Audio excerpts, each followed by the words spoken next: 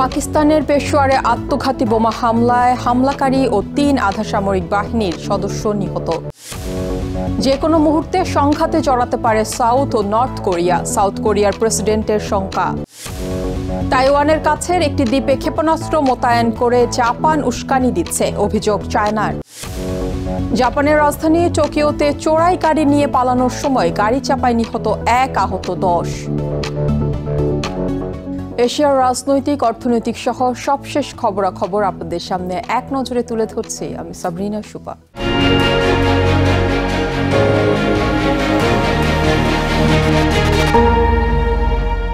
পাকিস্তানের খাইবার পাখতুনখাওয়া প্রদেশের পেশোয়ারে আধা সামরিক বাহিনী ফেডারেল কনস্টাবুলারি এফসির সদর দপ্তরে আত্মঘাতী বোমা হামলার ঘটনা ঘটেছে। পুলিশ ও নিরাপত্তা সূত্রে জানা গেছে, হামলায় অন্তত ৩ জন সন্ত্রাসী নিহত হয়েছে এবং ৩ জন এফসি কর্মী শহীদ হয়েছেন। এছাড়াও আহত হয়েছেন বেশ কয়েকজন। কোনো সশস্ত্র গোষ্ঠী এখনও হামলার এই দায় স্বীকার করেনি। সিসিটিভি ফুটেজে দেখা যাচ্ছে, প্রথম আত্মঘাতী বোমা হামলাকারী পাকিস্তানের পেশোয়ারে ফেডারেল কনস্টাবুলারি এফসি সদর দপ্তরের মূল ফটকে প্রথম বিস্ফোরণটি ঘটায়। অপর ২ জন সেই সুযোগে দপ্তরের ভেতরে ঢুকে পড়ে। পেশোয়ার পুলিশ জানিয়েছে, ৩ সন্ত্রাসীর একজন আত্মঘাতী বোমা বিস্ফোরণেই মারা যায়। অপর ২ জনকে এফসি সদস্যরা গুলি করে হত্যা করেন। পাশাপাশি এ হামলায় এফসির ৩ সদস্য নিহত হয়েছেন। সোমবার সকাল ৮টা ১১ ফেডারেল কনস্টাবুলারির গেটের কাছে একটি আত্মঘাতী হামলা চালানো হয়। আমরা একটি যৌথ ক্লিয়ারেন্স অভিযানের ব্যবস্থা নিয়েছি এবং এখন ভেতরের সবকিছু পরিষ্কার করা হয়েছে। ছাদ এবং পুরো কম্পাউন্ড সুরক্ষিত করার পর আমরা বলতে পারি যে এলাকাটি সম্পূর্ণভাবে নিরাপদ। এই হামলায় বেশ কয়েকজন আহত হয়েছেন। হামলার পর লেডি রিডিং হাসপাতাল এবং খাইবার টিচিং হাসপাতালে জরুরি অবস্থা ঘোষণা করা হয়েছে। ওই 2 হাসপাতালে আহতদেরকে চিকিৎসা দেয়া হচ্ছে। পাকিস্তানের প্রধানমন্ত্রী শাহবাজ শরীফ হামলার তীব্র নিন্দা জানিয়ে সঠিক সময়ে পদক্ষেপ নেয় নিরাপত্তা বাহিনীকে ধন্যবাদ জানিয়েছেন। আহত ব্যক্তিদের দ্রুত সেরে ওঠার প্রার্থনা করেছেন। তিনি পাকিস্তানের বিরুদ্ধে যে কোনো সন্ত্রাসী ষড়যন্ত্র প্রতিহত করার প্রতিশ্রুতি দিয়েছেন। Biprojit Chanda, TVN24 news desk. South কোরিয়ার প্রেসিডেন্ট লি জে মিয়ং বলেছেন, 2 প্রতিবেশী নর্থ ও সাউথ কোরিয়ার মাঝে ভয়াবহ উত্তেজনাকর পরিস্থিতি তৈরি হয়েছে। অত্যন্ত বিপজ্জনক এই পরিস্থিতিতে যে কোনো সময় 2 দেশের মধ্যে সংঘর্ষ শুরু হতে পারে। সংকট নিরসনে পিয়ংইয়ং এর সঙ্গে সংলাপে বসা অত্যন্ত জরুরি হয়ে পড়েছে। সোমবার সাউথ কোরিয়ায় বার্তা সংস্থা ইয়নহাপের এক প্রতিবেদনে এই তথ্য জানানো হয়েছে। সাউথ কোরিয়ার প্রেসিডেন্ট আরও বলেছেন, সিউলের যোগাযোগের আহ্বানে সাড়া দিচ্ছে না নর্থ কোরিয়া। একই সঙ্গে সামরিক সীমান্তে কাঁটাতারের বেড়া দিচ্ছে পিয়ংইয়ং। 1950 থেকে 1953 সালের কোরীয় যুদ্ধের পর আর কখনোই সীমান্তে এমন পরিস্থিতি দেখা যায়নি। 2 কোরিয়ার সম্পর্ক অত্যন্ত শত্রুভাবাপন্ন ও সংঘর্ষমূলক হয়ে ওঠায় আমরা গভীরভাবে দুঃখিত। নর্থ কোরিয়া এখন সাউথ কোরিয়াকে শত্রু রাষ্ট্র হিসেবে চিহ্নিত করছে। তারা সমস্ত সংলাপের আহ্বান প্রত্যাখ্যান করেছে। এটি খুবই বিপজ্জনক পরিস্থিতি। আমরা এমন এক অবস্থায় পৌঁছেছি যেখানে যে কোনো সময় দুর্ঘটনাজনিত সংঘর্ষ ঘটতে পারে। তাইওয়ানের কাছে একটি দ্বীপে ক্ষেপণাস্ত্র মোতায়েনে জাপানের পরিকল্পনাকে ইচ্ছাকৃতভাবে আঞ্চলিক উত্তেজনা সৃষ্টি ও সামরিক সংঘাত উস্কে দেওয়ার প্রচেষ্টা হিসেবে দেখছে বেইজিং।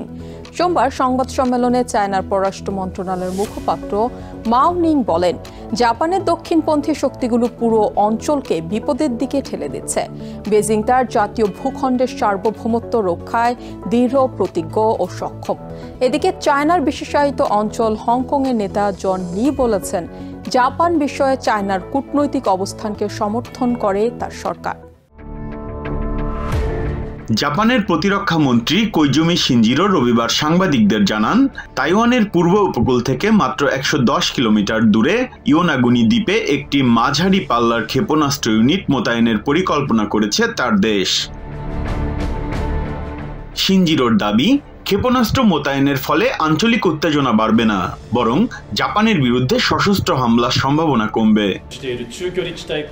আমরা বিশ্বাস করি এই ক্ষেপণাস্ত্র মোতায়েন আমাদের দেশের বিরুদ্ধে সশস্ত্র হামলার সম্ভাবনাকে কমিয়ে দেবে। এর ফলে আঞ্চলিক উত্তেজনা বাড়বে এ ধরনের যুক্তিকে আমরা সঠিক মনে করি না। আমরা ধীরে ধীরে মোতায়েনের প্রস্তুতি এগিয়ে নিচ্ছি এবং নির্দিষ্ট সময়সূচি স্পষ্ট হলে স্থানীয় জনগণকে পরিষ্কারভাবে জানিয়ে দেব। জাপানের ক্ষেপণাস্ত্র মোতায়েনের সিদ্ধান্তের তীব্র সমালোচনা করেছে চায়না। সোমবার এক সংবাদ সম্মেলনে দেশটির পররাষ্ট্র মন্ত্রণালয়ের মুখপাত্র মাও নিং বলেন, এই পদক্ষেপ অত্যন্ত বিপজ্জনক এবং প্রতিবেশী দেশগুলো ও আন্তর্জাতিক সম্প্রদায়ের জন্য গভীর উদ্বেগের কারণ হওয়া উচিত। এটি আঞ্চলিক উত্তেজনা সৃষ্টি এবং সামরিক সংঘাত উস্কে দেওয়ার একটি সুপরিকল্পিত প্রচেষ্টা। তাইওয়ানকে নিয়ে জাপানের প্রধানমন্ত্রী সানায়ে তাকাইচির ভুল মন্তব্যের প্রেক্ষিতে এই প্রবণতা অত্যন্ত বিপজ্জনক। এ বিষয়ে প্রতিবেশী দেশগুলো ও আন্তর্জাতিক সম্প্রদায়ের বাড়তি সতর্কতা প্রয়োজন। এদিকে চায়না জাপানের চলমান বিরোধে এবার দৃশ্যপটে হাজির হলো হংকং। চায়নার এই বিশেষ প্রশাসনিক অঞ্চলের নেতা জন লি বলেছেন, তার সরকার বেইজিং এর প্রতি সমর্থন প্রকাশ করছে। পরিস্থিতি কোন দিকে মোড় নেয় তা নিবিড়ভাবে পর্যবেক্ষণ করে উপযুক্ত পদক্ষেপ নেবে হংকং। জাপানি নেতাদের ভুল মন্তব্যগুলো চায়না ও জাপানের মধ্যে বিনিময়ের পরিবেশকে গুরুতরভাবে ক্ষতিগ্রস্ত করেছে। এ বিষয়ে সব ধরনের অগ্রগতি আমরা নিবিড়ভাবে পর্যবেক্ষণ করব। আমাদের অবস্থান অবশ্যই দেশের মর্যাদা এবং হংকংবাসীর স্বার্থের সঙ্গে সামঞ্জস্যপূর্ণ হবে। এর আগে জাপানের প্রধানমন্ত্রী সানায়ে তাকাইচি বলেন, গণতান্ত্রিকভাবে পরিচালিত তাইওয়ানের বিরুদ্ধে চায়নার সম্ভাব্য হামলা টোকিওর সামরিক প্রতিক্রিয়া উস্কে দিতে পারে। তার এই মন্তব্যকে কেন্দ্র করেই চায়না জাপান কূটনৈতিক সম্পর্কে ফাটল ধরতে শুরু করে। Biprojit Chanda, TVN 24 news desk.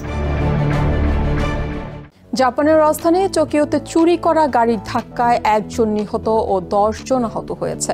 সোমবারের এই ঘটনায় নিহত ব্যক্তির বয়স 80 বছর বলে জানিয়েছে স্থানীয় পুলিশ। দুর্ঘটনার পর চালক গাড়ি ফেলে ঘটনাস্থল থেকে পালিয়ে যায়। জাপানের স্থায়ী সংবাদ মাধ্যমগুলোর তথ্য অনুযায়ী পরবর্তীতে অভিযান চালিয়ে ওই চালককে গ্রেপ্তার করা হয়েছে। ঘটনার মূল কারণ অনুসন্ধানে তদন্ত অব্যাহত রয়েছে বলে জানিয়েছে পুলিশ। আটক ব্যক্তির বিরুদ্ধে গাড়ি চুরি, ইচ্ছাকৃত হত্যাকাণ্ড এবং বিনা কারণে শারীরিকভাবে ক্ষতিগ্রস্ত করার অভিযোগ আনা হতে পারে। তবে তদন্তের আগেই এই বিষয়ে মুখ খুলতে অপারগতা প্রকাশ করেছেন তদন্তকারীরা। এক নজরে প্রতিদিন এশিয়ার খবর জানতে চোখ রাখুন TVN 24 নিউজ নেটওয়ার্কের ইউটিউব ও ফেসবুক পেজে। নিউ ইয়র্ক থেকে সম্প্রচারিত TVN 24 টেলিভিশন বিশ্বজুড়ে বাঙালির কণ্ঠস্বর।